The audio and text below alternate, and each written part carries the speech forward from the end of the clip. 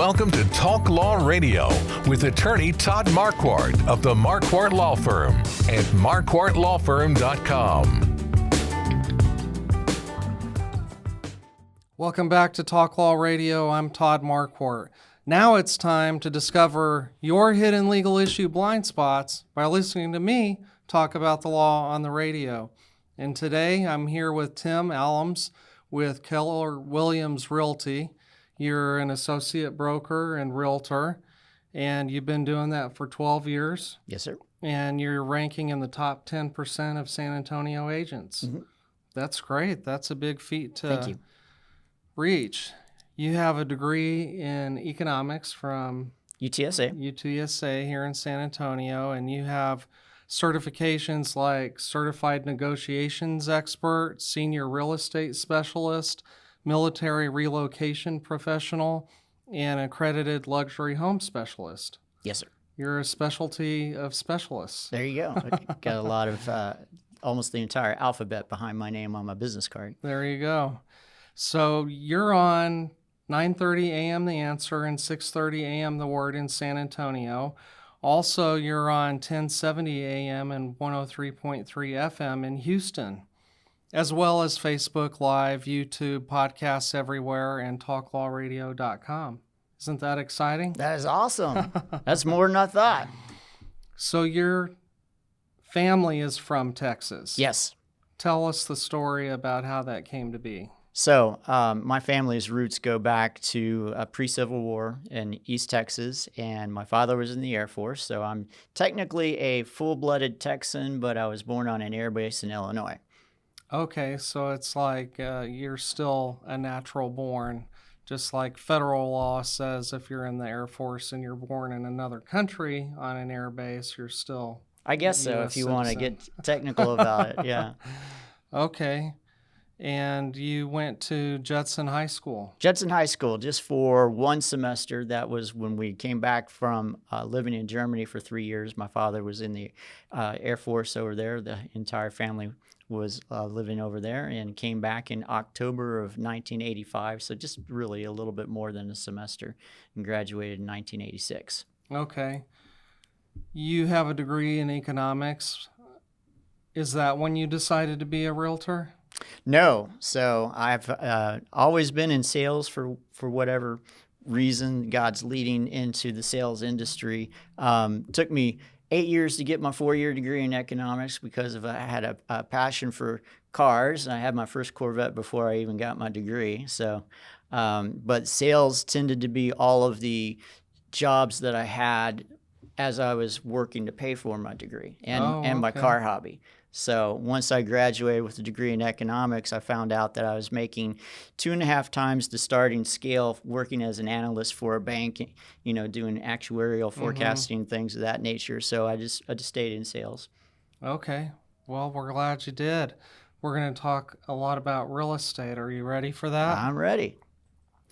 A lot of headlines say the Texas housing market is either crashing or booming. How would you describe San Antonio residential real estate market today? So I'm not familiar with any particular market in Texas booming in terms of residential, but I would say that all of Texas on the macro level is pretty much a buyer's market right now.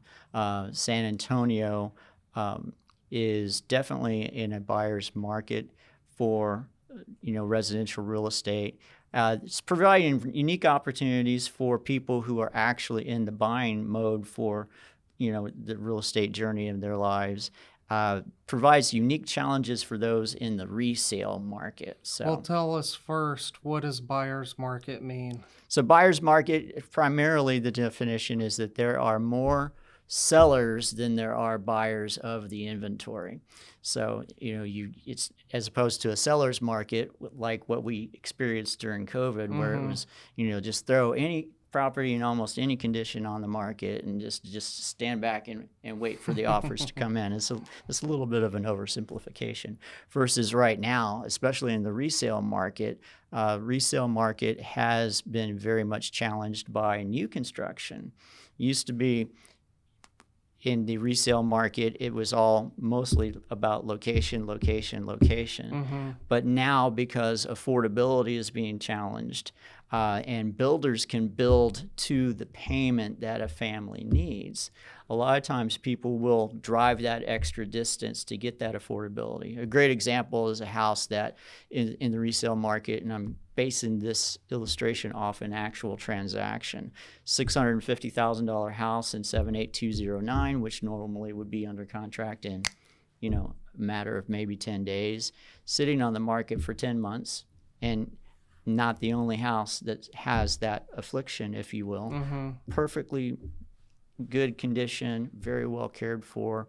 My sellers would get a showing, follow up for feedback with the buyer's agent, and they say, oh, it's a wonderful house, but they went with new construction. So call the client and what are you talking about? There's no new houses for 12 miles. Right. I know. But if you're financing on 80% loan to value on a $650,000 house, you're financing $520.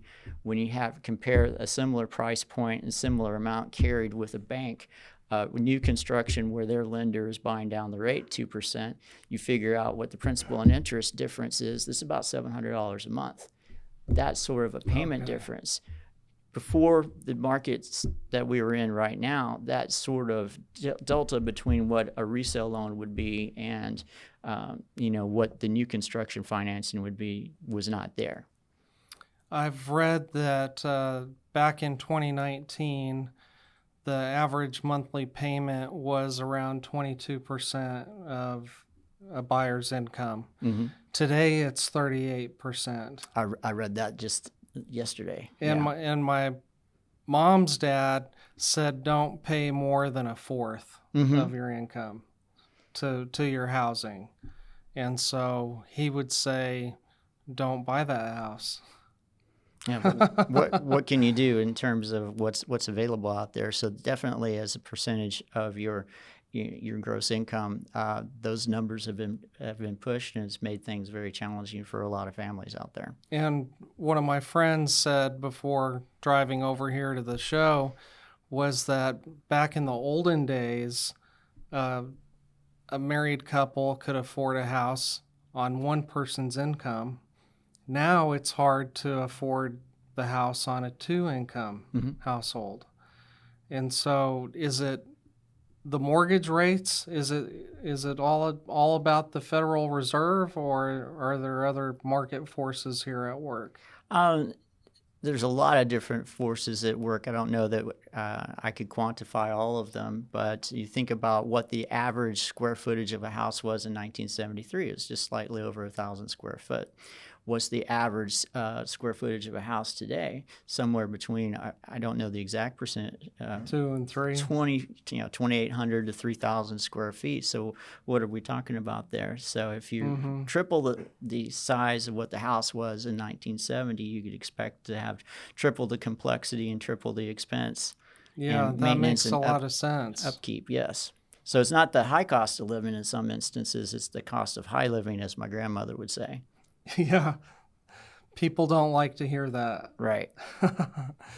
Another one of my friends said that part of what made the residential real estate market challenging right now is so many apartment buildings are being built.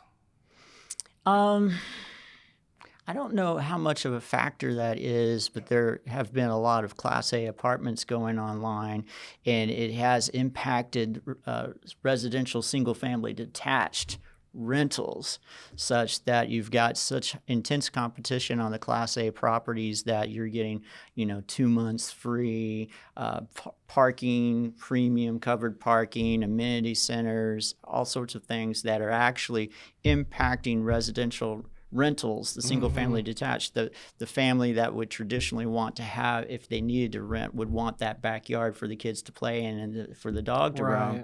Well, now you have really massive amenities for children, dog parks, all these things that is very much impacted the residential rental for single-family detached. I don't know if it's really impacted sales. Okay, well, that's a good point. I'm sure that's what he was talking about. Is the Renewing Opportunity and the American Dream to Housing Act of 2025 the answer, the solution to helping people afford their homes? I think it makes good political talking points in Washington.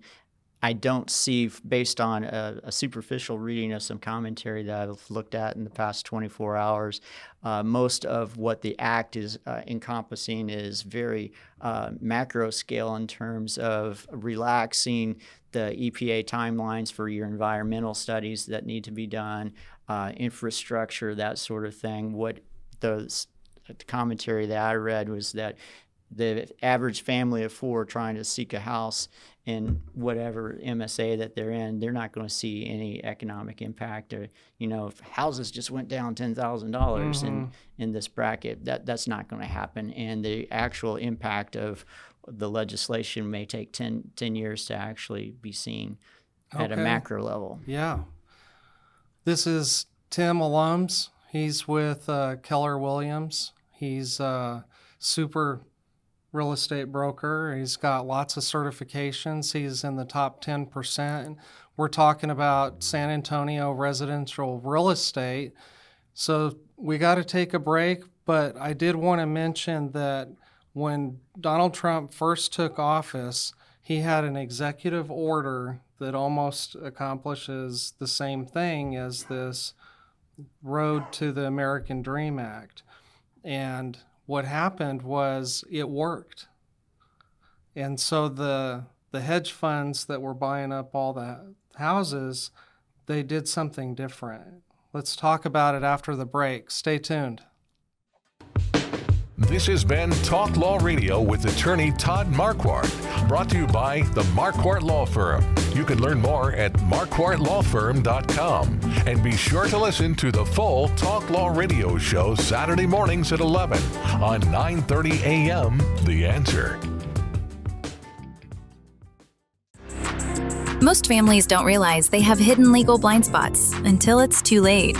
Wills, trusts, Medicaid planning, even protecting a business. These are the kinds of issues attorney Todd Marquardt helps uncover before they become problems. Todd is the host of Talk Law Radio, where each week he guides listeners through the legal challenges families, veterans, and business owners face, while showing them the practical steps to protect what matters most. Catch Talk Law Radio, Saturdays at 11 a.m. on 9:30 a.m. The Answer, 6:30 a.m. The Word, and now in Houston on AM 1070 and 103.3 FM The Answer, or anytime on YouTube.